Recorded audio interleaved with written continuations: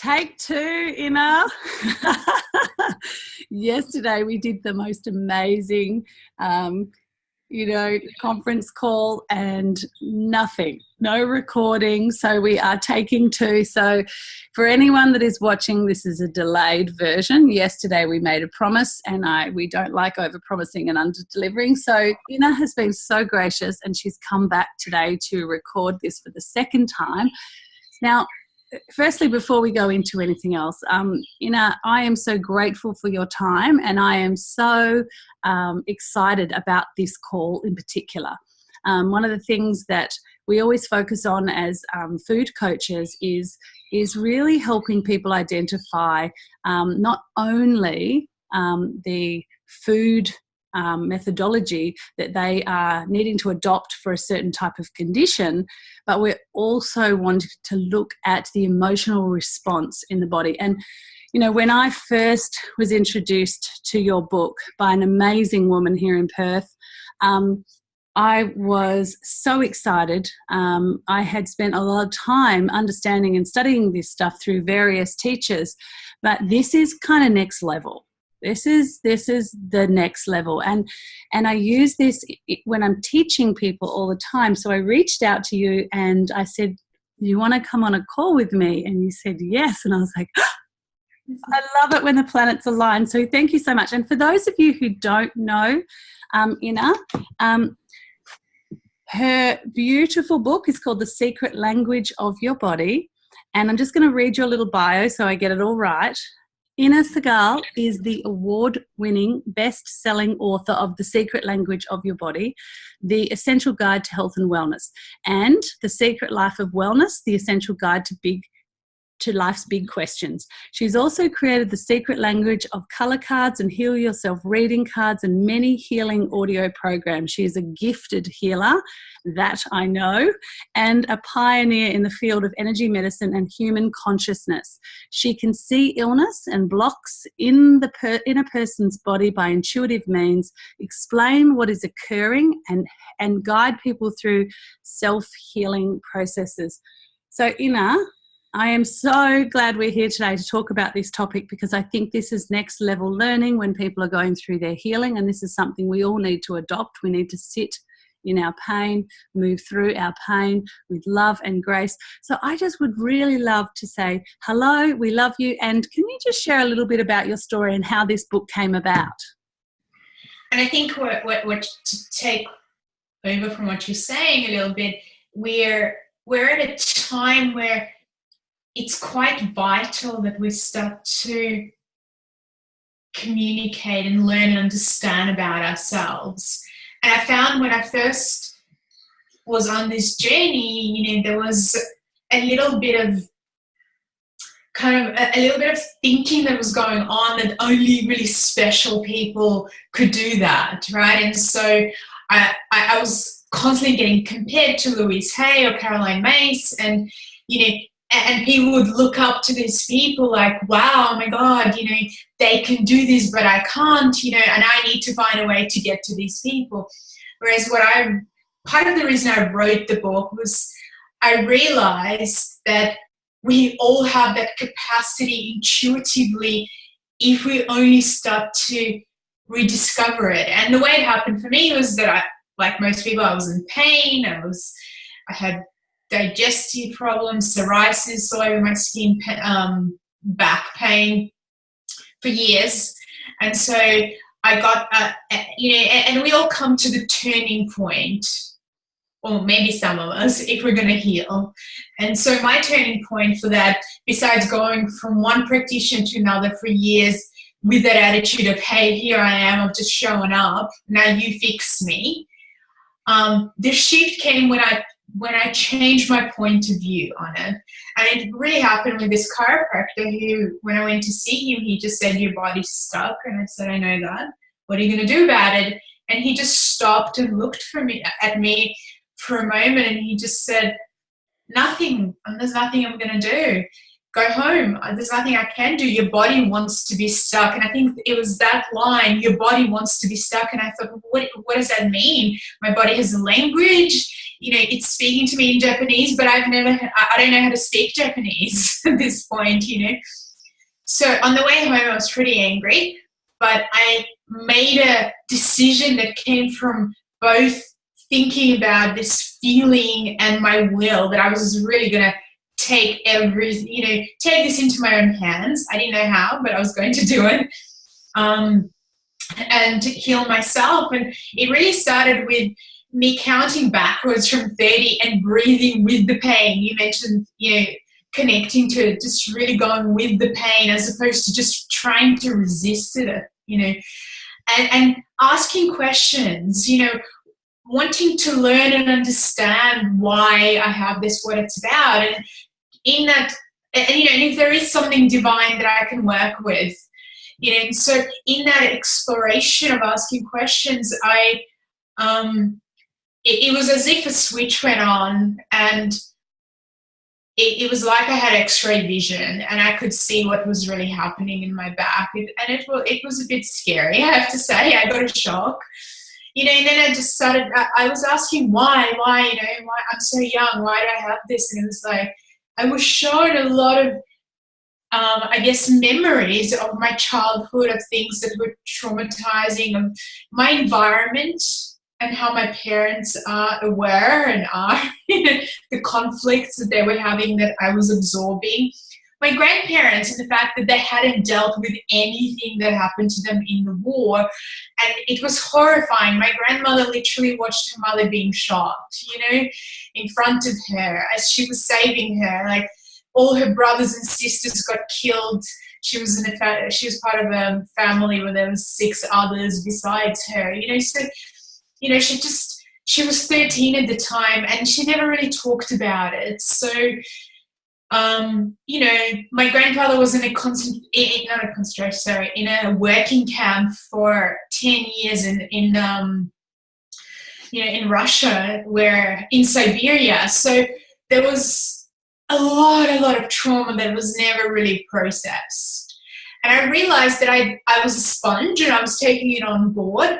And not only that, but if anyone outside wanted to talk to me about any of their issues, I would take that on as well.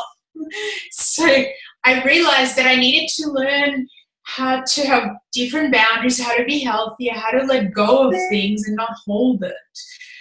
And in that process of feeling and connecting and realizing, I fell asleep. The next day, my back was straight, which it was quite twisted before and I couldn't move. And, you know, the pain, 70% of the pain was gone, and I was like, I'm not moving, just in case, you know, this isn't real. You know, and then I just explored it for about 3 weeks, and after that, there was this really weird situation where I was studying to be a writer. That's what I thought I wanted to do. And I had a friend this girl over helping me who I didn't really know, and as we're chatting and I'm kind of typing, I look at her, and I see a cartoon-looking liver above her head, and I'm thinking, oh my God, I've gone mental. And I just kept moving my eyes, and she says, you know, do you have something in your eye? And I was like, can I ask you a question? Do you have liver problems? And I would have never, ever done that in the past. And she said, actually, I do. That's one of my biggest issues. And, you know, I started seeing a lot of things and telling her what I was seeing from her ancestors and her family, things she didn't know. She called her mom. Her mom said, yes, everything in her said is true. And she said, in the last half an hour, I've learned more about my family than in the last 20-something years. And I think I was much more shocked than she was, because I was kind of thinking, what do I do with this? You know, and so eventually, you know, I realized I needed to work with people one-on-one and in groups, and that's where it came to the book, where I felt like I needed to give people a resource, something that I would want to use, something that, you know, was user-friendly. I found that a lot of the stuff that was out there at the time maybe had one line or, you know, about a condition, but it didn't have, the depth of explanation that I needed and wanted to give to my clients, because obviously I could do it myself, I could tune in, but still I wanted to give it to other people. And so, I felt like, well, people need to understand about the parts of their body. They need to understand what's stored and the intelligence there is and how they can learn that language and tuning. They need to have processes. They can't just have an affirmation. They need to use their whole being and be inside the process where all their senses are involved, They need to understand about color. They need to understand emotions. They need to understand the systems of the body. So I tried, to combine it all together, and that's kind of how it came about. Yeah, well, I mean, I just look in this book and I look at things I've had in the past and I go, oh my gosh, that was so me, and it's amazing how once you're aware of it, you can really address it. And I think that's the greatest gift that you get from the book, is that you can almost be your own doctor to some degree. Now, you wrote this in 2000, it was published in 2013. So this book is now almost 6 years. It's been 6 years. So what have you learned about the body in that last 6 years? Because obviously you're growing tremendously and really quickly. So what's happening now? I felt that, and even, when I was writing it, I knew it wasn't a complete picture, So as you mentioned before, obviously, we are aware that we have a physical body, and what we put into our mouth has a huge impact. What we feel has a huge impact.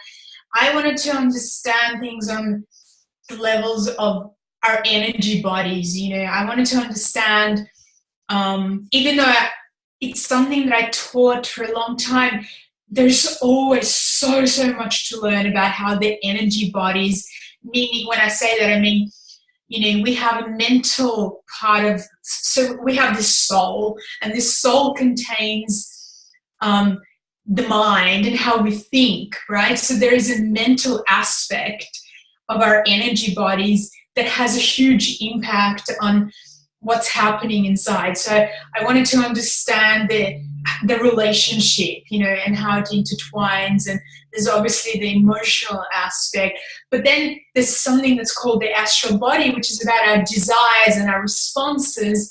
And with something like that, it's not just about releasing emotions, it's actually about teaching that part of ourselves to know what's healthy, right? So for instance, when I say that, if somebody, for a lot of women, if you ask how many women know how to say no, there's not many, depending on what it is, but they don't know what's healthy. They don't know how to have healthy boundaries. I've worked with countless people in relationships where they really have no understanding of it, including myself earlier. It was the same. And so what happens, what I've been excited about, is to learn how we can teach the astral body to not leak energy out everywhere, how to hold it, how to give you intuitive messages of when this is a good relationship to pursue, whether it's work-wise or intimacy, when it's not, when to say yes, when to say no, when you need to kind of open your heart, and when you need to just stay kind of a bit removed.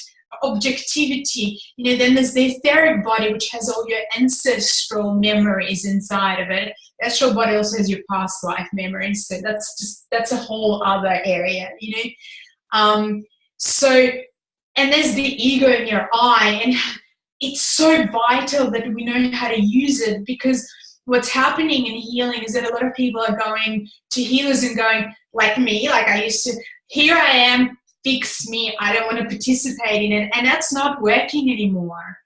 So the I, that part of yourself, has to be involved in the journey, because nobody can know you like you know yourself, and nobody knows your family and what you went through. No healer in 1 hour can tell you that stuff.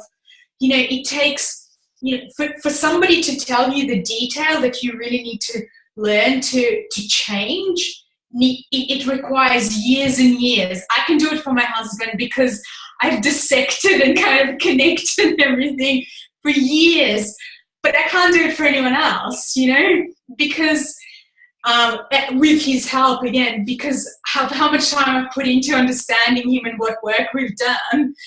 But in reality, it's you who has to do the work, right? And so I can give him a picture, but he still has to do the work. But when we can connect all those pieces, then magic happens. So that's where I'm at. Okay, so healing is this incredibly profound subject. So once we've let go of the past, what is actually the next step for people?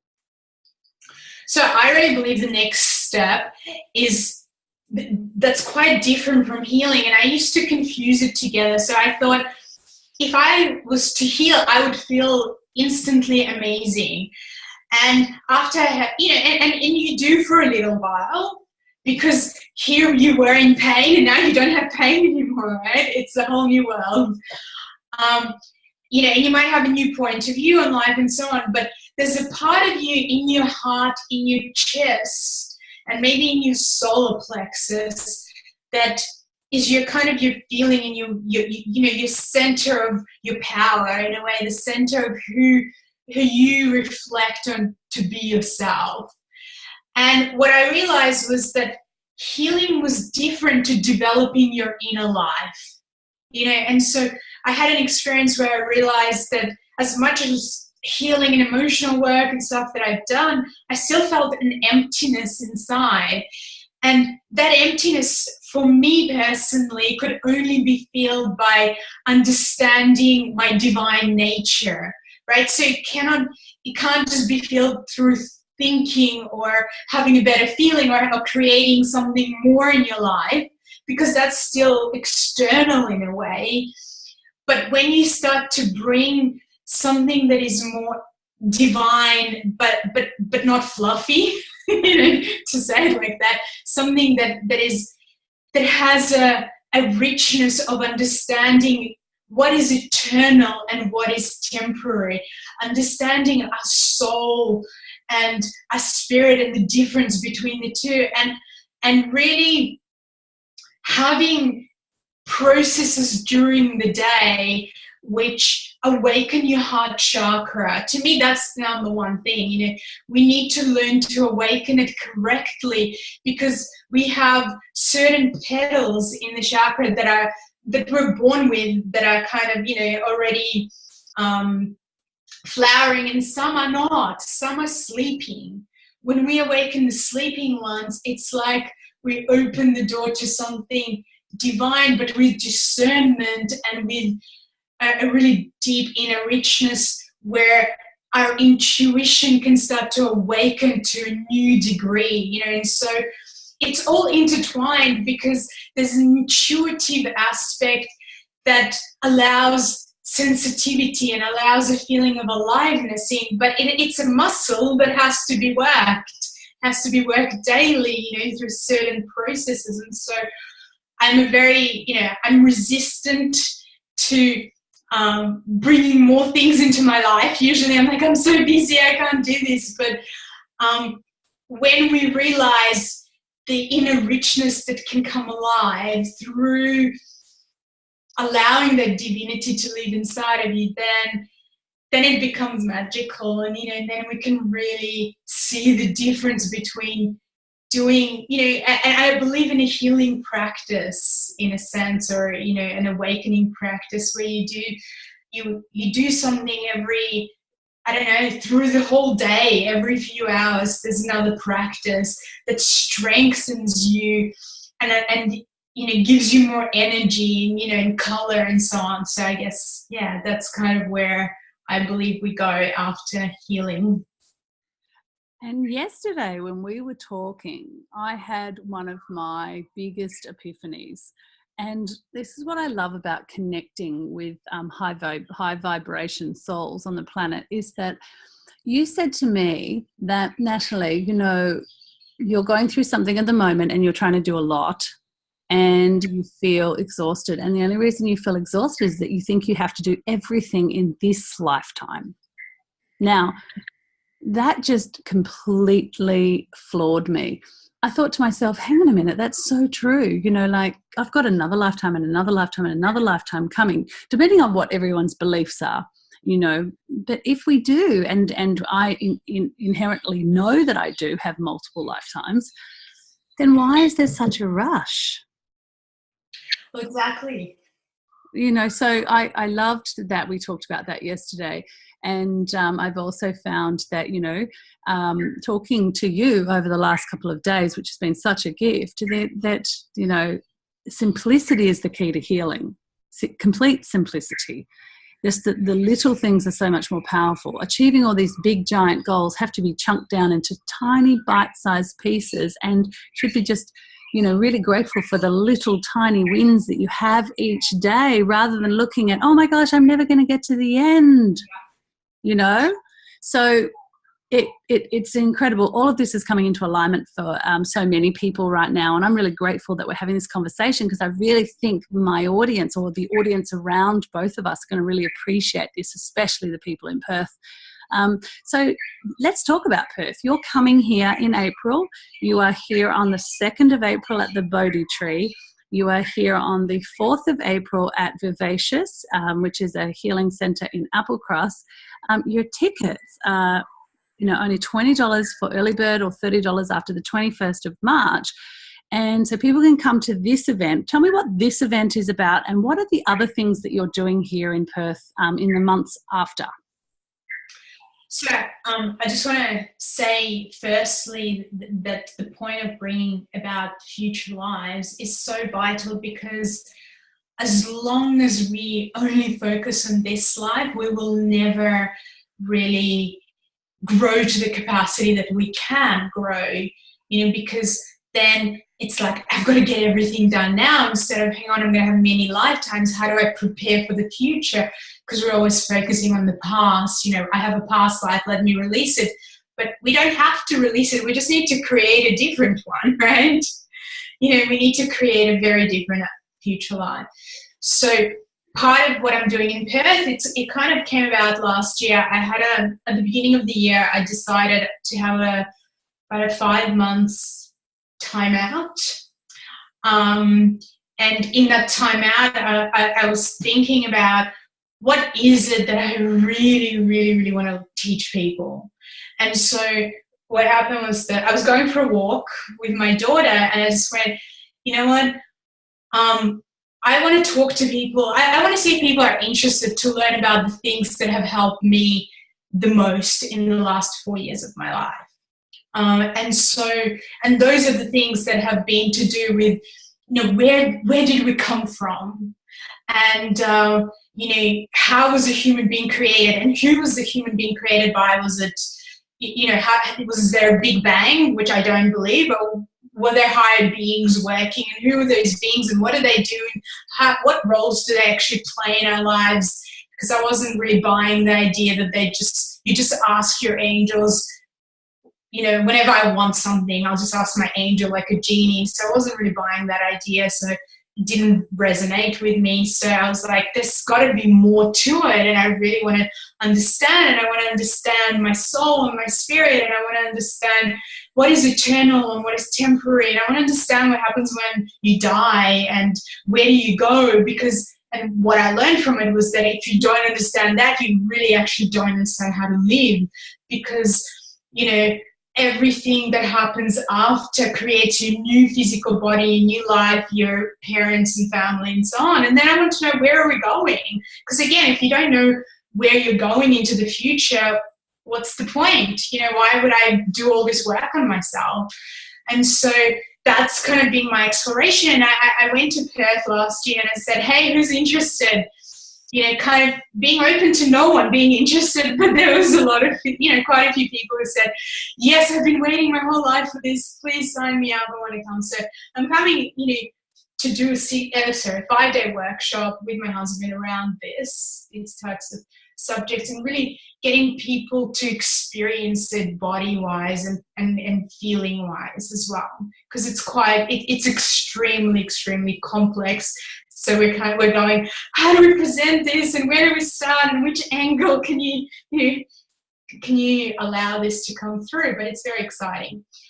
And then, what I feel really strongly is that one of the biggest issues that people have in terms of healing is this intimacy, this connection with themselves, or the lack of connection, where they have so many boundaries from childhood, so many roles they've taken on, where they don't really know who they are.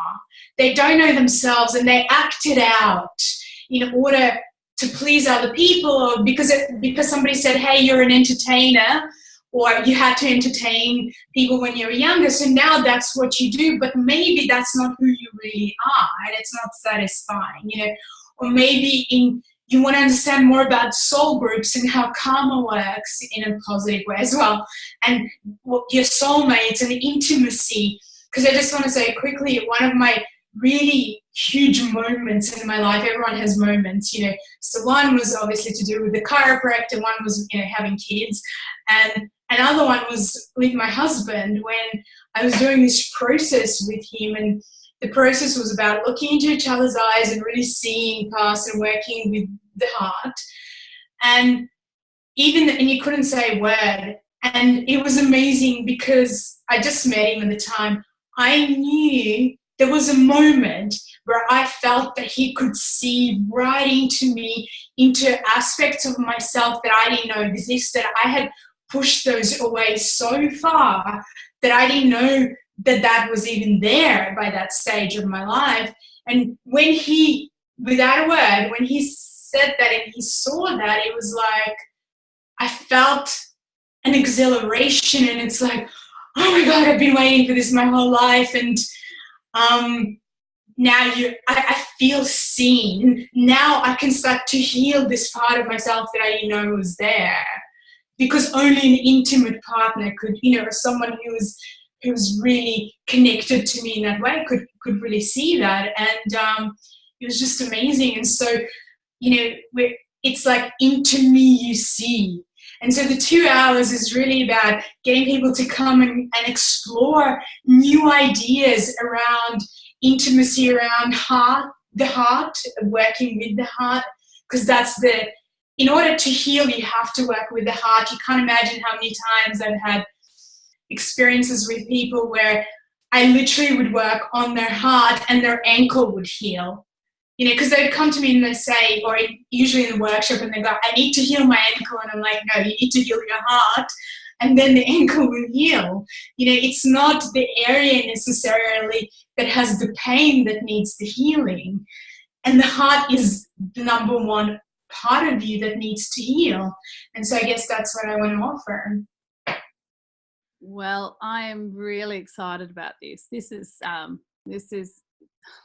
it just makes so much sense, it's actually common sense, but we've been so clouded to this realization for a very long time. So I'm really pleased that you're coming here to present this. I'm certainly taking a big group of people with me to meet you. So thank you so much for your time.